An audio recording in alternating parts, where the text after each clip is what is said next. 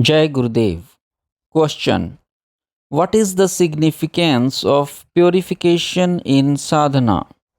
Answer: an aspirant must always remain alert for self purification. Otherwise, there will be inevitable struggles with obstacles along the path of sadhana. Disease, laziness, and lethargy are physical vices. Desire, anger, not rising above sensuous pleasures, an unsteady mind and faith, doubts, and misconceptions are all mental obstacles that can get in way of sadhana. Therefore, kriyas for physical strength, purification of the nervous system, and purification of feelings and attitudes are recommended. All the above types of purifications depend upon purification of food intake. Therefore, all spiritual aspirants must take appropriate quantity of sattvic and pious food. The person who overeats or eats the wrong food cannot maintain celibacy and can become a victim of impurities mentioned above. Tamasic and Rajasic food are always to be avoided. The body is made of five elements: earth, water, fire, air, and ether. Desire, anger, passion, happiness, unhappiness, etc., are a function of the mind. But seers have concluded that they are also fundamentally related to the five elements. That is why it is said that your mental qualities depend upon what you eat. The scriptures also point towards how essential pure foods are. The mind is made of the quality of food you eat. Prana is made of liquid or the water you drink. The words are made of the light you possess. These days, cleanliness is understood to be pious, but that is not correct. Cleanliness of food is important according to Ayurveda, but whatever is clean is not necessarily holy. The diet of an aspirant should be clean and sattvic and holy. Food bought with a sinful income is not holy. Therefore, aspirants are advised to be cautious while eating food provided by others. The elimination of fecal matter is closely tied to physical cleanliness. With constipation, the body, mind, and prana all become uneasy. Fecal matter should be well constituted and elimination should be effortless. That indicates that your body cleans well. The purification of thoughts and feelings is mental. Giving up all bad thoughts creates cleanliness of mind. The Vedas have a prayer: Tanme Manah Shiva Sankalpam Astu, which means my mind have pious resolves. The nadis of a person consist of vat, pit, and kaph, and blood vessels. The vat nadis are the nervous system. Their cleanliness is very important in the pursuit of yoga, since they are the channels for the flow of prana. They are purified with asana, pranayam, and mudras. Pranayam also purifies the five elements that make up the body. This subject is elaborately presented in the scriptures, and we should not become more involved in it here. Question: if the experience of Brahma is a matter of personal exposure, what is the purpose in acquiring knowledge from the scriptures?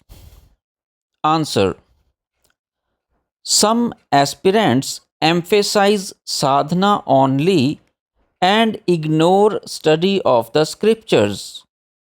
But studying the scriptures is important in the goal of experiencing and ultimate truth, and thus contributes to one's sadhana. One should not study scriptures for empty verbiage. Rather, study, recitation, and contemplation of the scriptures should be considered essential to sadhana. They enable the aspirant to experience the truth directly and personally. Unfortunately, the pundits of scriptures get stuck in grammatical details, depths of words, sentence structures, and the critical evaluation of the subject matter. Consequently, even great scholars of the scriptures are stuck in superficial knowledge of the books and neglect their sadhana. They are empty of spirituality and good actions. Like common people, their minds are filled with desires for sense pleasures, and they remain inundated with fear, worries, anger, and melancholy. They are untouched by benefit from their knowledge of the scriptures because they are attached to sense pleasures. In order to know God, one's chit must be filled with sattva quality. If it is filled with darkness of tamas guna and every moment flinches with the waves of rajas guna and is involved in attachment, hatred, anger, and desire, how can the reflection of the soul shine in the chit?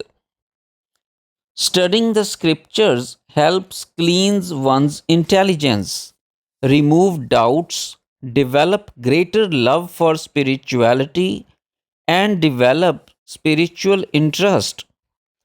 This happens through direct experience. Otherwise, the empty study of scriptures can cause arrogance about the knowledge and make the dark layer of tamas quality even more dense. Question: if along with bhakti, yoga, and sadhana, there is no faith, what is the difference does it make? Answer: removing faith shakes the foundation of all spiritual practice. There are no practices for God realization in the absence of faith. Why should one do anything to find God if there is no faith? Maharishi Vyas, in his commentary on Patanjali Yoga Darshan, says that faith protects the aspirant as a mother would protect a child. Bhakti is possible only on the basis of faith. Faith takes the form of confidence. In Brahmanadavali with the Taittiriya Upanishad, faith is compared to the head of the Gyanmay Kosh, the south side of Rit and the north side of the Sat, and the torso of the yoga upon the ultimate knowledge stands. Now, what is Rit, Sat, and Yoga? Rit is knowledge gained without hearing or by assumption. It is the intellect arising from samadhi. Sat is experienced as truth, unsupported by anything else. Yoga is any one pointedness of Chit. Rit and Sat are related to the one pointedness of Chit. At its head is faith, which can inspire a person in any direction towards an object of faith. Work done without faith is only a pretense. Intense faith in God takes the form of bhakti, and when bhakti becomes intense, it takes the form of spontaneous meditative state of chit. Brahmaji, while preaching to the Ashvalyana Rishi, said that through combined faith, bhakti, and meditation, one can know Brahma. Faith and bhakti precede meditation. Is faith blind? Faith based upon Rit and Sat is fruitful, but faith that does not discriminate between truth and untruth is blind faith. Rit and Sat are the two eyes of faith. Question: the controversy among people following different paths make one confused. What should be done? Answer: people following the bhakti path criticizes those following Vedanta. Vedantas criticize yogis. Yogis criticize jnani, and some criticizes everything else by saying the only way is karma yoga. Bhakti and Gyan are separate paths. Even within the yoga path, there are separations of Hath, Mantra, Laya, Raj Yoga. Some groups take a one-sided perspective and criticizes everything else. But all the paths recommend meditation in one form or another. Some recommend meditation on God as a form, and others on a formless God.